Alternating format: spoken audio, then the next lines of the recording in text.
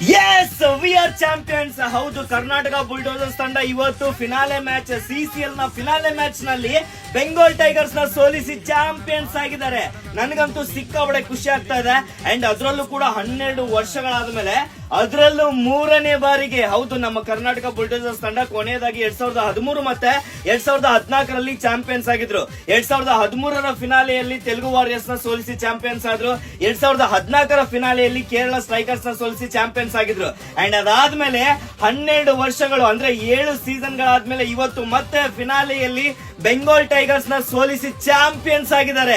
ನನಗಂತೂ ಸಿಕ್ಕಾಪಟ್ಟೆ ಖುಷಿ ಆಗ್ತಾ ಇದೆ. ಅಂಡ್ ನಮ್ಮ ಕಿಚ್ಚ ಬಾಸ್ ಅವರು ಕ್ಯಾಪ್ಟನ್ ಆಗಿ ಆ ಟ್ರೋಫಿನ ಎತ್ತಿಡಿಯೋ ಸೀನ್ ಅಂತೂ ನೆಕ್ಸ್ಟ್ ಲೆವೆಲ್ ಅಂತ ಹೇಳ್ಬೋದು. ಸೊ ಯಾರೆಲ್ಲ ನಮ್ಮ ಕರ್ನಾಟಕ ಬುಲ್ಡೋಸರ್ಸ್ ಗೆ ಸಪೋರ್ಟ್ ಮಾಡಿದೀರಾ ಅಂಡ್ ಯಾರಿಗೆಲ್ಲ ಈ ಒಂದು ವಿಚಾರ ಖುಷಿ ಆಗಿದೆ ಕಮೆಂಟ್ ಮಾಡಿ. And congratulations Karnataka bulldozers. ಧನ್ಯವಾದಗಳು. ಸೂರ್ಯನಾಗಿ ಬಂದೆ ಮುಳುಗುವ ಜನತೋಣಿಗೆ ಹುಟ್ಟನ್ನು ಹುಡುಕಿ ತಂದೆ.